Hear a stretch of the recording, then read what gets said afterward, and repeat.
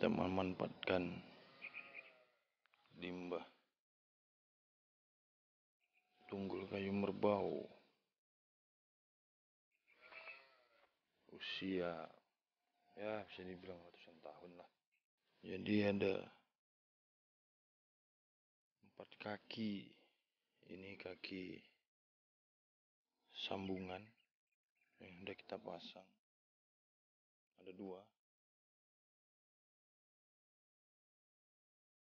kaki bawaannya tidak disambung. Satu lagi itu ini, jadi ada 4 untuk menumpu. Ini rencana mau kita buat meja lesehan atau meja Oshin, bisa juga untuk kursi. Oke, jadi ini nggak sempat saya videokan waktu pemasangan. Oke, lanjut akan kita kerjakan.